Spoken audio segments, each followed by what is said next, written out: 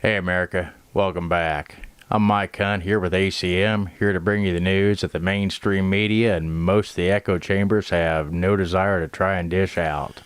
Tonight we're going to be talking about some of our wonderfully loved autonomous zones, George Floyd Square and such, and that other horrible conversation that nobody really wants to have about the race situation that's currently going on in America. Well, we're going to devil into this thing like nobody's business. I'm going to make a lot of sense to you, and if you ever had questions in your mind previously about the way the states, the counties, and everybody else is handling these situations, well, this one here, this is going to put about 4 more question marks above your head. I want you guys to think for just a second. George Floyd Square. So let's simply change one aspect of that. We're going to keep the same man there, same drug abuser, lawbreaker, woman beater, all around upstanding citizen, as they like to say. And we're not going to change his face. We're not going to change his color. We're not going to do anything different aside from his name. Let's say, what if his name was Amir Mohammed? Now, if you take that name into perspective on the exact same situation, how do you think that local government would be handling that situation? Nothing else changes, nothing, but just the name. But people are gathering to oppose what was done to somebody named Amir Mohammed. Well, you got a pretty doggone good idea real quick what's going to happen there. And if that ain't racist, I don't know what is. So by them not doing anything, I think they're 10 times as racist as what they're trying to call everybody else around there. Fact of the matter is, if they were to go and try something like that with a name like that, you know as well as I do, they would call it what it actually is there, which is terrorism. Right now, in our country, by people claiming to be citizens of the United States, citizens of their autonomous zone. These people have went into an area, they have taken it hostage, they have blocked off roads, they have told the police that they are not welcome there. Well, let's take this in any other perspective. What's going to happen when you're holding a hostage inside your house and somebody reports that to the police?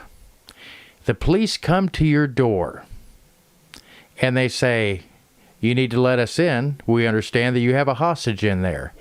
And you're just going to say, "No, this is an autonomous zone"? No, you know that's not going to work. You know exactly what they're going to do. They're going to bust down your door. They're going to bust out any barricades you got in between there. And they're coming in and they're getting your ass. Plain and simple. Are they not? So why is it not happening in these quote-unquote autonomous zones in Minneapolis, in Portland? Well, I'll tell you why. Because they're trying to bait you people. They're trying to get a race war started. And that's not even the thing you need to be worried about. What you need to be worried about is what the hell are they really doing that they want us so focused on that versus what is actually going on behind the scenes. Because I'm telling you, it's very, very large for them to try and divide the country that hard. So this is nothing that any of the people should be even thinking about having to correct. There's nobody needs to go up there. The government, the local government, needs to go in, maintain their own areas. Quit this defund the police bullcrap. Get in there and get this junk done. Because you know as well as I do, what happens in the real world. Because those people up there, they ain't living in the real world. Something needs to be handled. And at some point, somebody up there in these local governments needs to grow a pair and get in there and get this handled. So, and they could. They could have these zones back. What? I'd give them 10 hours to have everything back to damn near what it was, aside from the buildings that had to be burnt to the ground in the name of a druggie. This is ridiculous. I call on you, Americans. I'm not calling on you to take action as far as going up there. No, that's not what you do. People do need to call their congressmen. They need to call the state legislators. They need to say, what in the hell are you people doing? Why is nobody stepping in to take care of this problem? And if the local government does not want to take care of it, it's simply time for the federal government to step in, go in there, and put things back into order under martial law. Facts.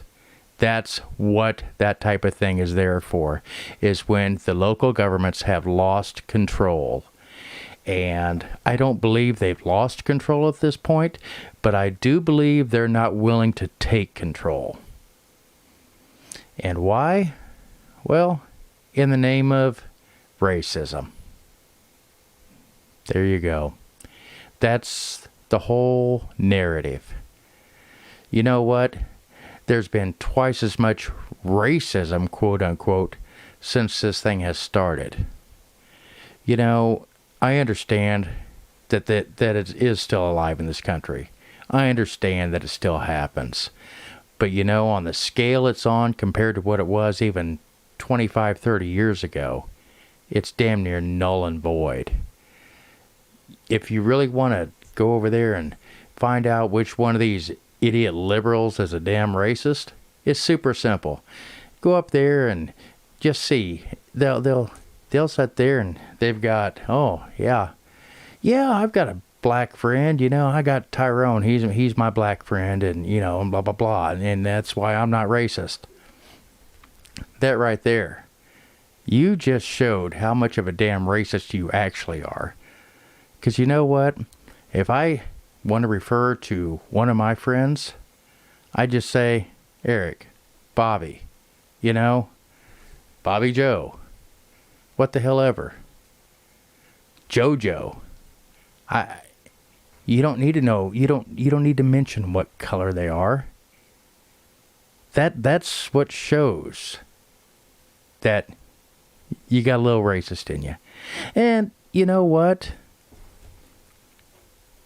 I'm not saying it's a good thing, but I'm not saying that kind of racism is even that far dug in and has any effect on any damn buddy. Because it doesn't. Now, when you got people out there talking about, man, they want to go out here and they want to lynch somebody for doing this, doing that. Okay, well, you know what? That's a problem. And, well, I can't do this and I can't do that because, you know, this Mexican guy. I can't do this, I can't do that because this white guy. I can't go over here and do that because this black guy. No, okay, there you go. There is some racism. You want to know some other racism? Oh, well, you can't be racist, you know, because you're not white. That has got to be some of the most racist things I've ever heard. And I know I'm not alone in this theory. I know there's plenty of you out there that feel the exact same way.